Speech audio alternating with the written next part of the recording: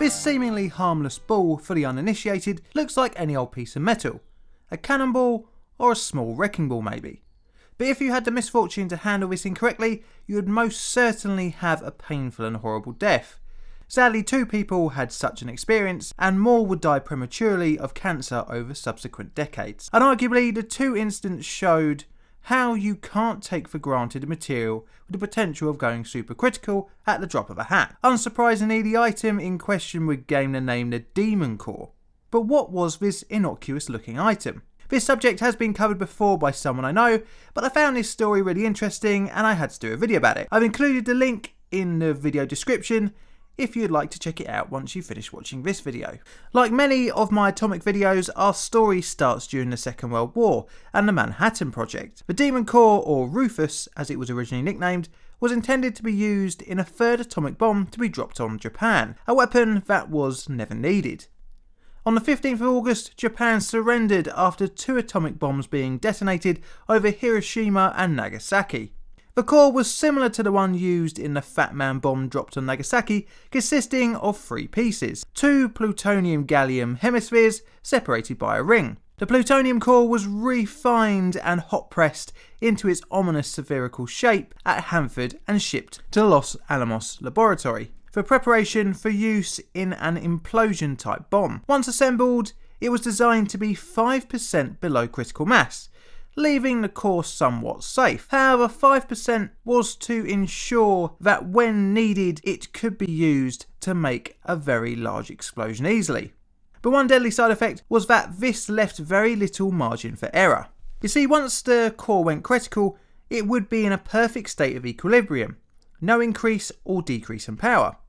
However, one in many different factors could send the core into supercriticality, creating and sustaining a chain reaction, until it either settled at a new criticality level and increased power, or explode. Needless to say, both outcomes would be a bit of a bad thing. The scientists at the Manhattan Project found themselves with this surplus piece of weapons-grade material, and they did what most scientists would do, study and push the boundaries. However, some of the experiments were outright reckless, and this leads us to the core's first victim. Harry Daghlian, a 24-year-old physicist from New London, Connecticut, was working on the core on the 21st of August 1945. Daghlian had been on the staff of the Manhattan Project since 1944, joining while still a graduate student. On the fateful day, Daghlian was making a neutron reflector around the core of tungsten carbide. A neutron reflector, funnily enough, is designed to reflect neutrons back into a subcritical mass, making the material critical. It can also increase nuclear fission a critical mass is capable of. The neutron reflector experiment was being performed alone, apart from Private Robert J. Hemmerly, who was sat behind a desk 4 meters away on guard duty. Whilst undertaking the experiment, Daghlian noticed that the addition of a final tungsten brick would render the core supercritical. He withdrew the brick with his hand, in doing so accidentally dropping it onto the pile. This was all that was needed for the core to go prompt critical. Immediately he tried to remove the brick by knocking it off and was unsuccessful. Instead, he quickly disassembled the pile, but by this time he had absorbed 510 REM of neutron radiation. His fate was sealed. He received intensive care but would fall into a coma and pass away 25 days after the incident. The first known death linked to a criticality accident. His hand shown here had the skin burned off from the event. Daghlian's body was transported back to New London to be buried in Cedar Grove. The tragic accident that led to Daghlian's death sparked a review of safety regulations within the project. One of the major changes was that any similar experiment would require 2 personnel and 2 instruments capable of monitoring and alerting neutron counts. These new rules put in place were thought to reduce the risk of a criticality accident. However, this would not be the case when it came to the soon-to-be nicknamed Demon Core. Just 9 months would go by until the core experienced its second criticality accident during an experiment nicknamed Tickling the Dragon's Tail, so named due to the apparent disregard to standard safety practices. Louis Slotin was a 35-year-old Canadian physicist and chemist, having worked on the Manhattan Project since 1942. He worked on experiments with uranium and plutonium cores to assess their critical mass amount. Needless to say, he was experienced, but possibly he had become complacent. Slotin had become quite the showman when doing experiments, and this had not changed leading up to his planned exit from the Manhattan Project. Slotin had become increasingly unhappy in his involvement in the project, however he could not leave until a replacement had been trained up. He had been quoted saying, "I am one of the few people left here who are experienced bomb putter togetherness." After leaving the project, Slotin had planned to return to teaching. This brings us to the 21st of May 1946, and at around 3 p.m, Slotin was preparing to demonstrate an experiment to his replacement, 36-year-old Alvin C. Graves. The experiment would involve 2 spheres of beryllium.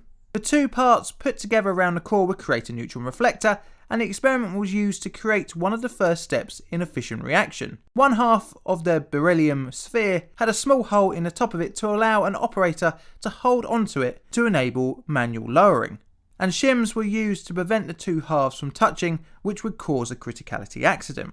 The shims made a rudimentary, albeit effective method of protection. However, Slotin had developed a unique modification to the experiment. He, instead of using shims, would use a single flat blade screwdriver to separate the 2 half spheres, meaning that during an experiment both hands of the operator would be used, one holding the top half via the hole with their thumb, and the other spacing the sphere with the tip of the screwdriver. Slotin had done the experiment in this fashion several times to observers, even reportedly prompting Enrico Fermi to tell Slotin that he'd be dead within a year if he carried on using this dangerous method. So well known was the danger of using a screwdriver that the experiment got the nickname Tickling the Tail of the Dragon. I think we can see where this is going. During the experiment, around 3:20 p.m, the inevitable happened as the flathead screwdriver slipped in Slotin's right hand, causing the top half sphere to close over the core. The core went supercritical, causing the air around it to ionise, making an eerie blue glow. The intense burst of neutron radiation was released into the room as Slotin experienced a sour taste in his mouth. Slotin's left hand started to burn, immediately causing him to throw his arm in the air, in doing so knocking off the top sphere onto the floor, ending the criticality incident, in total only lasting a couple of seconds. Slotin had prevented any further reaction, and his position over the core had inadvertently shielded the other occupants in the room, including Alvin, who had received a high but not deadly dose of radiation. However, this ensured that Slotin was not so lucky. Slotin vomited after leaving the laboratory and was immediately hospitalised. His body was covered in blisters and had experienced burns on some of his internal organs in what a doctor would describe as 3-dimensional sunburn. 7 days after exposure, Slotin experienced extreme mental confusion, and after his lips went blue, he was placed inside an oxygen tent, eventually slipping into a coma. He died of his exposure with his parents at his side after 9 days, despite having received intensive care. 3 other witnesses to the experiment would remain in hospital after Slotin's tragic death. Alvin Graves developed symptoms of acute radiation sickness, and although surviving, would live with chronic neurological and vision problems. He would continue to work in nuclear testing until his death in 1965 after a heart attack. One other personnel member would die around the same time as Graves of leukemia. However, it is impossible to tell for certain due to the Demon Core. Also, the guard on duty during Daghlian's experiment would die at the age of 62, also of leukemia. Sadly, the core took the lives of 2 very talented scientists, but it just shows how deadly radiation can be and how complacency, even with the most skilled of operators, is not the most ideal thing around dangerous materials. The core's destination was going to be intended for Operation Crossroads after the experiments. However, due to the Slotin criticality incident, some time was needed to re-evaluate the core's effectiveness for use in a bomb. Ironically, it would be due to its criticality incidents that the core would not be used for weapons detonation. Instead, it was melted down for use in other cores. Due to the criticality accidents, no more experiments would be done by hand, instead using remotely controlled machines, allowing the operator to be located in a safe room away from radiation. However, this would not completely remove casualties from criticality accidents, but they will be subjects for future videos.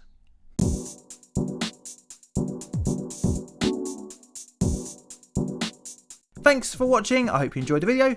If you did, leave a like. If you have any suggestions for future videos, let me know in the comments. If you'd like to support the channel financially, then you're in luck, as I have a Patreon and a link is in the description.